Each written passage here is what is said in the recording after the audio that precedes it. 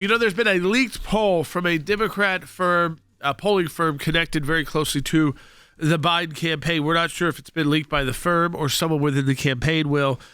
But what it shows is how bad the debate was for Joe Biden. Let's give people some of these numbers. That's right. So what you saw is an average of a 2-point drop across the board for President Biden. And you see in North Carolina, they have him. Trump is up 11. In Georgia, Trump is up 10. Those are the least surprising numbers to me out of this poll. But in Arizona, a very heavily contested state, Trump's up 10. In Nevada, Trump is up 9. In Michigan, Trump is up 7. In Pennsylvania, one of those key states that's always fought for, Trump is up 7. And then New Hampshire, Trump is up 3. Wisconsin, Trump up 4. Virginia, Trump is up a half point. And this one was the biggest surprise to me. New Mexico has Trump up a half point. Yeah.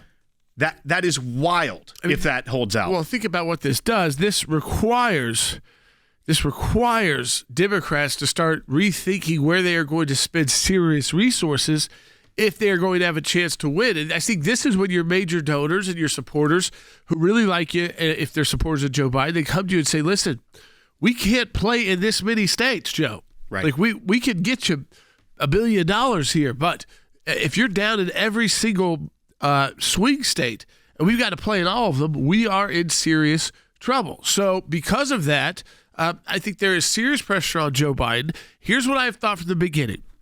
If this discussion about replacing Joe Biden continues through the July 4th holiday until next week, and it's still kind of one of the top issues that we're hearing about in the political world by Democrats. So before the Republican convention, we're not going to see a sentencing of President Trump now. So that's not going to take things off the news. So until the Republican convention, is all the political talk just going to be about whether or not Joe Biden should be the nominee for president of the United States, or should they bypass him and potentially Kamala Harris as well? And again, if that is the narrative, I think Joe Biden is in serious trouble. So, Jordan, this is another layer to that as well. They just released the second quarter fundraising numbers, and President Trump raised $331 million in the second quarter. Now, he had a lot of victories that came through in that second quarter, as well as he also, after the verdict in New York, was able to raise a lot of money. But the President Biden campaign, only $264 million. So that's a $70 million difference between the two of them. Yeah. When you're looking at a map, when the polling numbers for internal polling, which gives you the guidelines of where to spend your money, if you're that far behind in so many swing states, and you're also in the second quarter $70 million behind your opponent, I mean, I know that Joe Biden is digging his heels in, and honestly, I want him to continue to dig his heels in. But how long can he hold strong? I know he's the president of the United States, and he's got a lot of people that are with him in staying in, but the pressure is going to keep building. The pressure will keep building, and if his performance doesn't get better, basically when it comes to fundraising, even when it's on the stump, you know, if he keeps looking like he's lost and he perpetuates the idea that he did at the debate last night, he may have been able to do a couple rallies, but is he going to be able to keep that kind of schedule up for 125 more days? Former Secretary of State Mike Pompeo, member of our team here at the ACLJ, is joining us now. And Secretary Pompeo, I want to go right to the issues, because you tweeted out that Biden did so bad at the debate, you know, that we're still talking about it almost a week later. In your tweet, you said an interesting point that it's more than just politics and is he going to be the nominee. It's here and now a national security issue. Could you expand on that thought for our listeners? Well, I certainly can. Look, first of all, I also think not only did President Biden fail epically at the debate, I think President Trump did a fantastic job articulating how it was that for 4 years we kept peace. We didn't have these wars. And that's really to my point on national security, Jordan, which is every world leader, every parliamentarian, every prime minister, every king watched that debate as well, or saw the cliff notes of it. And they saw a commander-in-chief incapable of forming sentences. And if you're an ally of the United States, counting us to assist you, you can't have any confidence in that. And if you're an adversary thinking, you know, maybe I can roll the United States either in war or take, you know, or even in a commercial and trading arrangements. I think they all saw a very weakened president of the United States to know this is their real opportunity to harm America. This is a national security danger that I think we all saw on display at the debate last week. You know, because of Trump's sentencing date also being delayed now until September, do you think there is a chance that the Democrats' lawfare against him has just begun to fail completely because of that decision by the Supreme Court? I think undoubtedly. And I've been pretty consistent, Jordan. So have you and the ACLJ. We always knew this was deeply political and not in the tradition of the United States Constitution, the American legal tradition.